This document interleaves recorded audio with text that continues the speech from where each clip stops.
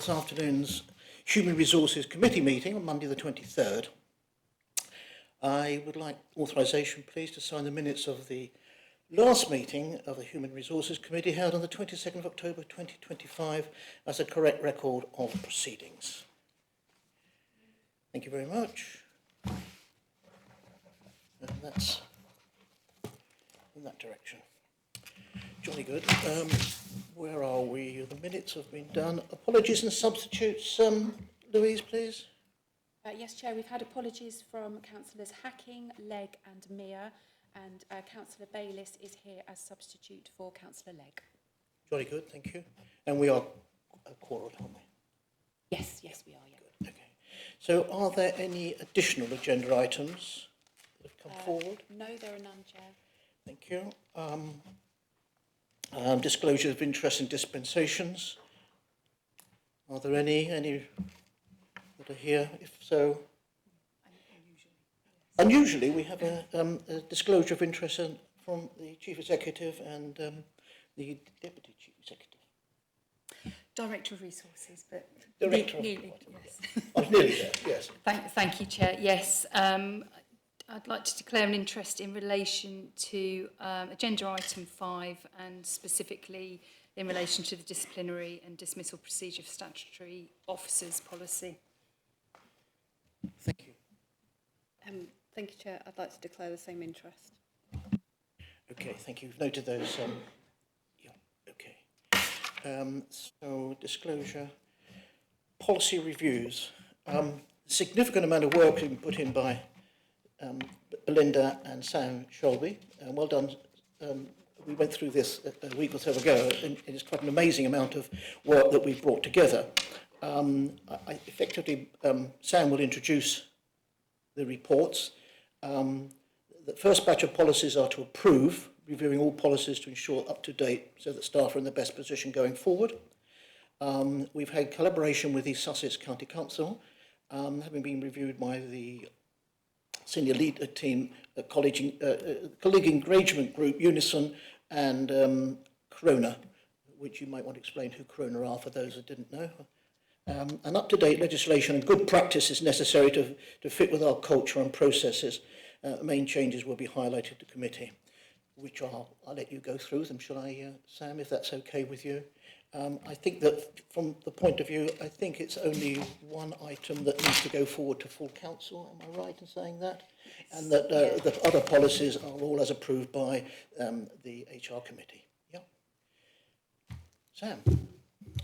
Thank you, Chair. First of all, Belinda Collins is not well, so that's why she's not here. I just thought I'd let you know. So, this report brings forward a package of workforce and governance policies for approval. This is something that we needed to do. LGR requirement was for us to review all of our policies, make sure they're up to date and put everyone in the best position. So these clarify how we reward staff transparently, uphold dignity and respect at work, manage sickness absence fairly, enable secure and modern hybrid working, and where organisational change is necessary, consult meaningfully on them. So each policy has been developed with legal compliance. As the Chair mentioned, we worked with a company called Corona, who provide legal employment law advice.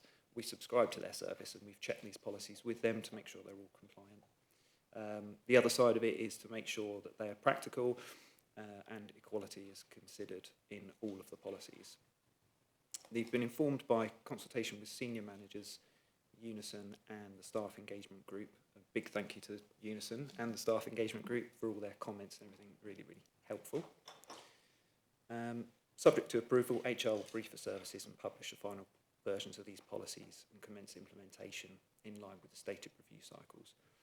One item to note is that we will be withdrawing the disciplinary and dismissal procedure for statutory officers in order for us to fully consult with the statutory officers. That's something that unfortunately we didn't quite get the time to do before this, but I think we have got another HR committee in April, so we'll hopefully get it through that one.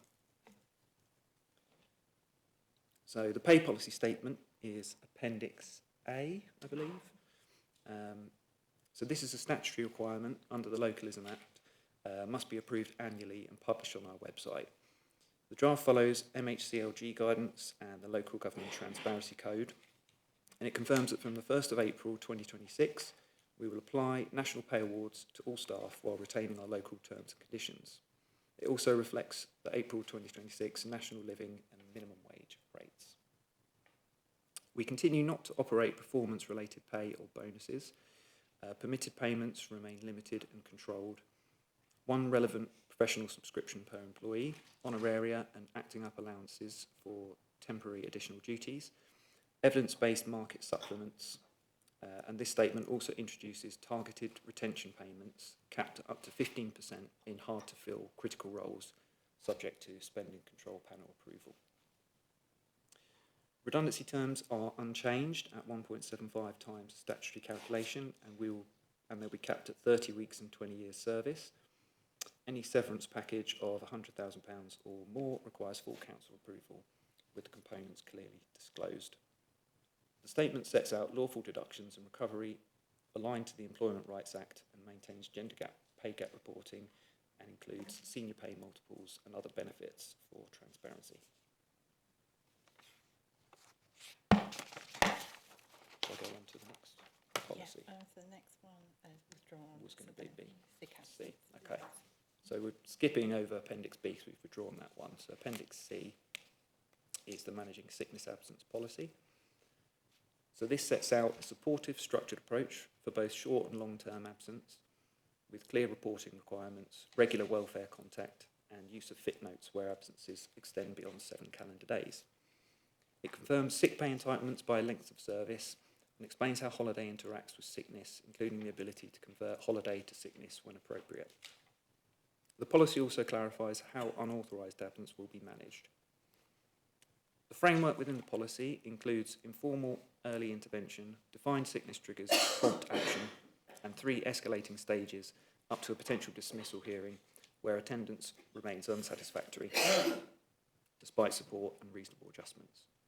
The policy emphasises confidentiality and data protection, fair treatment for pregnancy-related illness, and compliance with the Equality Act where disability-related absence requires reasonable adjustments and occupational health input. On to Appendix D, which is the hybrid working policy. So this enables flexibility where it supports a service need, with expectations for on-site attendance set a minimum average of 20% for all staff and 40% for managers. This is subject to justified exceptions. It underlines outcome-based performance management, inclusive team practices, well-being safeguards, and a clear right to disconnect outside agreed hours. To protect residents' data on our systems, the policy requires council-issued devices, secure storage and connections, strict controls on printing, and limits working locations to the employee's recorded UK home address and council premises unless a documented exception is approved. Overseas working is not permitted other than in rare explicitly authorised cases. Health and safety duty applies equally at home and on site with DSE assessments, safe workstation setup and regular breaks. The council provides core IT kit and will consider reasonable adjustments where needed. The policy promotes consistent management, protects the organisation and our people, and maintains flexibility where it genuinely improves outcomes. And E. Okay, and Appendix E, the Dignity at Work policy. This affirms a zero tolerance approach to bullying, harassment, victimisation and discrimination. It's grounded in the Equality Act and supported by clear roles and responsibilities for managers and employees. It covers unacceptable behaviours, which now include cyberbullying, and applies across on-site and remote settings. The policy signposts early resolution options such as facilitated meetings and mediation, with formal complaints handled under the grievance policy where required. Confidentiality and data protection are emphasised throughout. Policy puts prevention first, visible leadership, required equality, diversity and inclusion training, stress risk assessments, consistent with health and safety legislation, and proportionate action where third-party behaviour affects our staff. Colleagues can raise concerns with management or HR, and where it is in the public interest via the whistleblowing policy. Vexatious claims are discouraged, but genuine complaints are very much supported. And final One is Appendix F, the organisational change policy and toolkit. So Appendix F and G are essentially part of the same policy. Appendix G is the procedural side of it, and then Appendix F is the policy side. It's quite a big one. So this one sets out to be a complete end-to-end approach from business case planning and equality impact assessments through to consultation, selection, redeployment and appeals. Consultation expectations are set out clearly, meaningful engagement with affected staff and trade unions and adherence to collective redundancy thresholds. Managers are supported in this policy by standard templates, checklists and FAQs to ensure consistency and transparency. Placement into the new structure follows the job matching process with ring-fenced or restricted competition where posts reduce and priority handling for those at risk.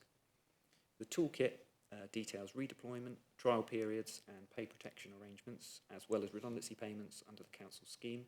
It also provides TUPE guidance for transfers in or out and confirms the extended protection for pregnant employees and recent returners when suitable alternative employment is available. So these policies form a coherent framework that strengthens our governance, legal compliance and workforce well-being while safeguarding service delivery and public confidence. They aim to clarify how we pay and publish transparently, how we handle any statutory officer matters fairly, and how we uphold dignity and respect at work, how we plan to deliver organisational change lawfully and compassionately. So subject to approval, HR will brief managers, publish the final versions and commence implementation and monitoring in line with the review cycles. Thank you, Sam. You can draw a breath now. You can just see by virtue of the volume of reports there are here how much energy has gone in with, to prepare this for all the reasons that we needed to make absolutely certain that we had this robustness in our the way that we deal with our staff issues. And bearing in mind that Belinda had been off for quite some months and that she was able to complete a lot of this work while she was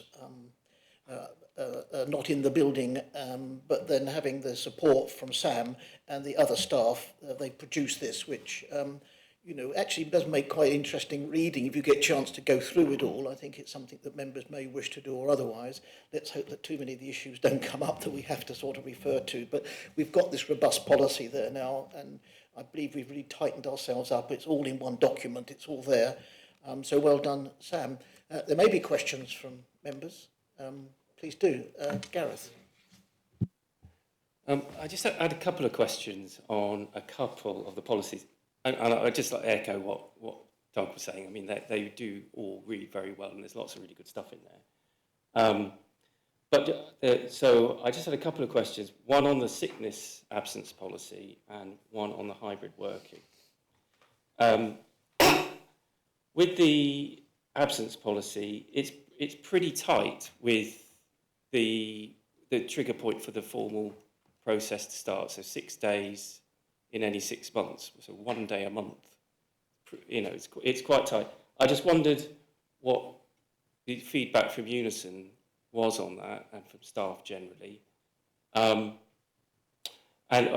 also just reflecting on the fact that I know the impact assessments haven't been completed, which makes it a bit tricky to possibly, you know, assess these properly.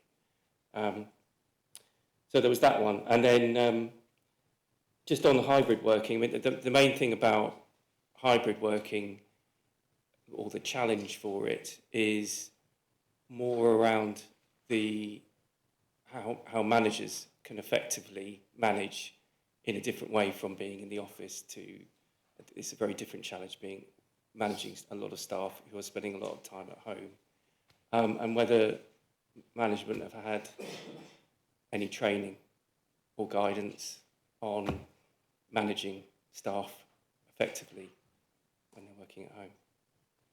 Yeah, is that right? Thanks. Do you want to take these points, Sam, if you're comfortable with those? Thank you, Councillor. The trigger points for the managing sickness absence, the 6th day is it's a check-in point. it may go to the first stage, but the first stage of managing absence is always support. So that it's really the trigger point is just to ensure that the manager contacts the member of staff, holds a meeting with them and discusses any changes or support they might need to help them get back into work or anything that's affecting them at work. So the first stage is not, although it's in a formal process, it's not a, it's more supportive. It's trying to find out if there's anything we can adjust to make things better rather than you've been off for too long, we now need to start this process. It's the opposite, really.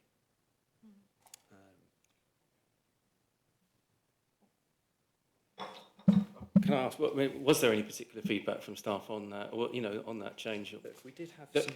I think it mentioned in the report that where possible, I can't remember the exact wording, but where possible, the feedback from the union was incorporated, but implied that there may have been other feedback that couldn't be.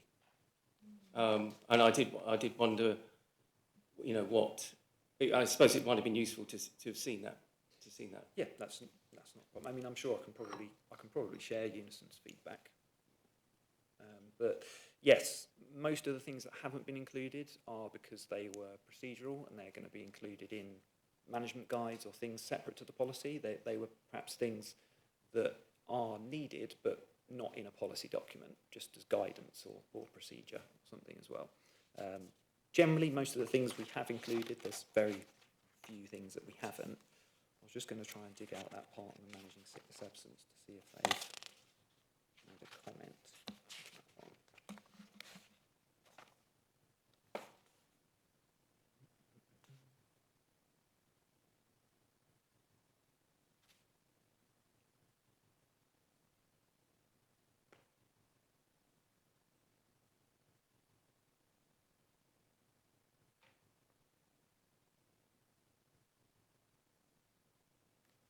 There is a comment on the trigger points. The Unison comment is, the policy applies the same triggers to all employees, including disabled staff, with some discretion for adjustments. Employees with chronic or fluctuating health conditions may feel this unfair or difficult to meet. While adjustments are mentioned, the policy does not explicitly say that triggers may be adapted depending on occupational health advice. This might worry disabled employees. We do apply the triggers consistently, but that does exclude disability-related absence, the same as pregnancy-related absence. So that would not hit a trigger point if it's in relation to a disability. Yeah. Thank you, Sam. Any other questions that wanted to come forward? I suppose one thing, you know, hybrid working, I always feel how easy is it or how difficult is it for managers to monitor productivity? And I suppose that's something which, you know, there's an element of trust that's there, and this is being the service managers closer to the staff in order to make sure, you know, it's not as though they're manufacturing something and you can count it at the end of the day. Does this create any issues, do you feel? Is that something, then how do you feel that is monitored in some way? I think, as you say, it does depend on the service. If it's a financial service, there are KPIs you can measure. The policy this policy tries to direct it towards measuring outputs rather than sort of things that you can't quite get a hold of. So that's what we're trying to go towards, and thankfully that is what most of the staff do at the moment. Just going back to your question, Councillor, about the training, we have originally put out quite a raft of training of hybrid. Managing in hybrid when we all went hybrid a few years ago. But we will be doing training around these policies, and we're currently putting together the corporate training plan for 26-27, so that will be considered in this, and we will include that in there. As I mentioned before, we're also going to include manager guides and templates and things with the policies that aren't here today, but once the policy is approved, we'll then develop that guidance and templates for managers that will help. Thank you, Sam. So this is a working document, isn't it? These are the finished policies, but there will be other documents added to them, guidance and appendices and things that will help out. Perhaps I can just invite the Chief Executive to make a comment, and then Eleanor, please. Thank you, Chair. Just on the productivity issue, I think the other thing that we've really sort of tightened up and we're more robust on now is the whole kind of planning cycle of here's our corporate plan, we review the corporate plan on an annual basis, this is our service planning process, these are the objectives that link into that council plan, and then the appraisals then for each individual needs to understand how they're contributing to that plan. So although, as Sam says, some KPIs are much easier to measure in more transactional services, sort of revs and bends and services like that, you can absolutely look at the caseload and how long it takes to do a particular process. But we also have a robust planning system to understand how those services which are perhaps, you know, have more projects and are not so transactional can sort of measure their output and outcomes as well. So it is more straightforward in some services over others, but really it comes back to good planning management and managers doing their job. Thanks for that clarification. Councillor Kirby-Green. Eleanor? Thank you. Just two questions. 3.1, where it says all staff expected to attend the workplace for a minimum average of 20% of the contractual hours. Apologies if you covered this, but is that standard in local government, 20%? And then the other question I had, and this is probably from sort of personal experience, it says 5.5, working from home is not a substitute for caring for dependents. Individuals are expected to have made alternative arrangements. I just feel that should be stronger. Individuals must make alternative arrangements, because I am aware, not at Rother, of people deciding not to put their children in nursery and working from home and having their 6-month-old baby at home with them all day. So, I mean, that's obviously not appropriate to be at work doing that. So I just think that maybe that should be stronger. I'm not suggesting there's a problem at Rother, but it sort of we're expecting them to, but we're not telling them they should. Thank you. Thank you, Councillor. That's a fair point. We can make that amendment to must. That's not a problem. Yes, the 20%. It was agreed upon, I think, in consultation with senior leadership team. Average is 1 day a week for full-time staff and 2 days for managers, which we think is quite fair as a minimum. I'm not sure how that compares to other councils in the area. I think it does vary on service, and if you're a front-facing service, obviously you need to be in the building more, but we think that's quite fair for non-front-facing services, 1 day a week. Thank you, Sam. Gareth? Yeah, just on that, I mean, that's quite interesting. I mean, have you sort of modelled or have a figure for how many hours or how many staff will be in the building on any one day? Because there's big implications on this policy for, you know, how we would redevelop the town hall, or, you know, and what sort of scale that would need to be. Thank you. Yeah, we have been working with the estates team. They're doing a building assessment for space planning, and that has happened alongside the hybrid working policy. And I don't think we're quite there yet with the space planning, but yeah, this won't come into effect until the space planning has been completed, and we know that there is enough space for teams to come in when they want to. Service plans are happening now, and I think as part of that, they're planning what days they're going to be in the office, how many people are going to be in the office. So that is a big piece of work, but we do need to wait for that to be completed before we bring the hybrid policy in. Otherwise, we might be in the situation where people come in and there aren't enough seats. Yeah. I was just going to add that at the moment we have set days, for example, in Amherst when teams come in. So we know that, you know, revs and bends come in on a Tuesday, finance come in on a Monday, and we don't have allocated seats, but we have allocated banks of desks where teams can come in and work together. So we've got an arrangement at the moment which is working, but we just need to make sure that we absolutely have got adequate space for people to come in as often as they can. Yeah, thank you for clarifying that. Aaron? Thanks. Just on this 20% as well, something I experienced myself. I've been to London 1 day a week. what is there enough space about for individuals maybe they're looking at? But what about when you're having team group sessions and group meetings? Is there enough space then? Is that being looked into as well? Thank you. Yes, we're looking into that as well. We've got large rooms that people can book, but when large teams come in, we try and site them all together, you know, because that's the point that they're coming in so that they can work with each other. We are looking at some changes to the desk plans, but of course they're subject to finance and money being available. But at the moment, yeah, we can make it work. Yeah, and we do. Thank you, Anna.